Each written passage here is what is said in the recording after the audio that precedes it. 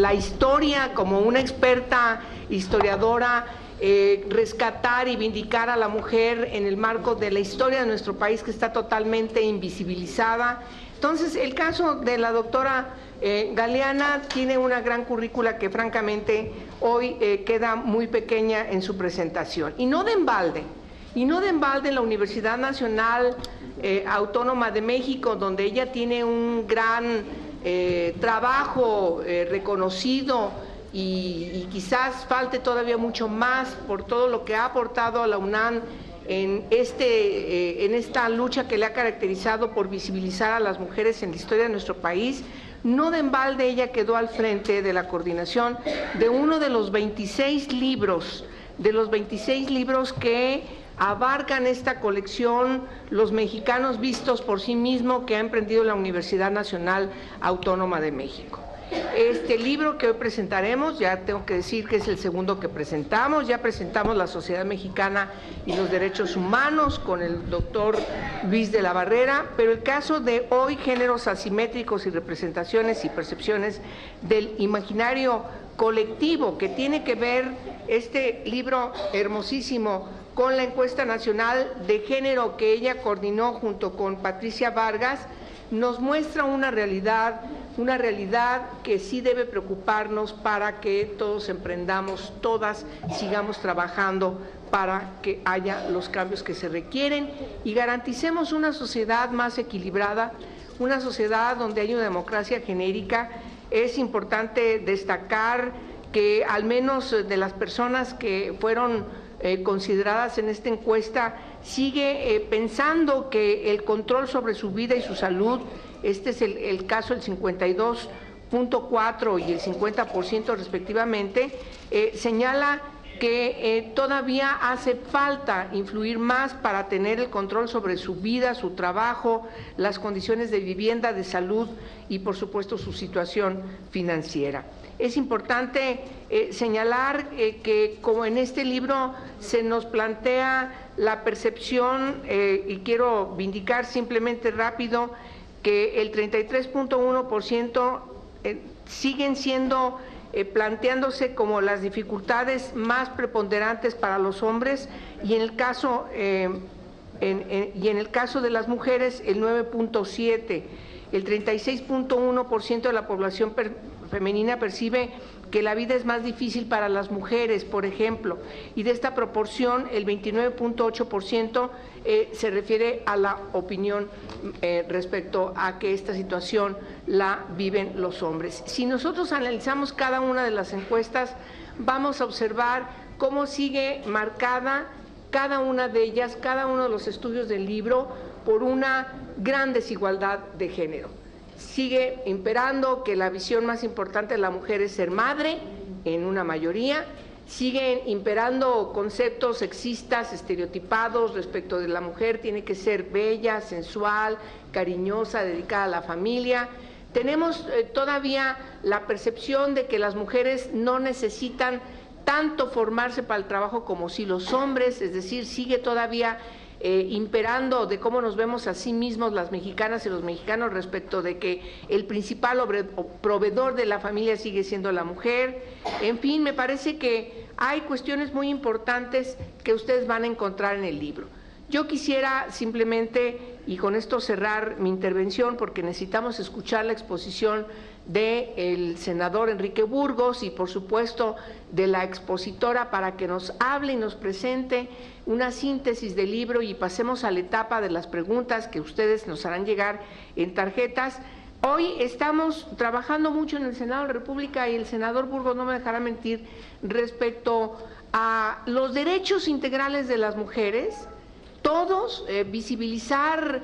la paridad, la violencia contra las mujeres, las distintas modalidades y tipos de violencia contra las mujeres, particularmente hoy estamos trabajando a punto de dictaminar las reformas en 4 leyes sobre violencia política hacia las mujeres, pero también un asunto muy importante derivado de la Ley General de los Derechos de Niñas, Niños y Adolescentes que hace pocos meses trabajamos en el Senado de la República y ya está publicada en el Diario Oficial de la Federación y tiene que ver con los derechos sexuales y reproductivos. Sigue imperando en la encuesta cómo es ciertamente casi normal que haya embarazo en adolescentes. No se identifica con plenitud en la mayoría de las encuestas de que el embarazo en adolescentes es un embarazo de alto riesgo, cómo afecta a la vida de las niñas, de las adolescentes en su proyecto de vida, y lo peor de todo es que hay todavía muy alto el índice de justificación por parte de los hombres también respecto de que la responsabilidad principal es de las mujeres frente a un embarazo adolescente. Eso a mí me llamó poderosamente la atención, porque si bien se señala que las y los adolescentes representan un sector de la población muy importante y fundamental en el país, somos un país prácticamente de una integración de una población joven, en donde los jóvenes menores de 25 años son una mayoría muy importante, pero particularmente en la etapa de la adolescencia se han planteado muchas preocupaciones que hasta ahorita no se han podido concretar en políticas y acciones gubernamentales para poder prevenir, por ejemplo, el embarazo en adolescentes o la violencia contra las mujeres que empieza también desde temprana edad, o la responsabilidad que también denota en la propia encuesta que el grupo de hombres en estas edades no asumen la responsabilidad plena para enfrentar en las mejores condiciones cuando inician su vida sexual y no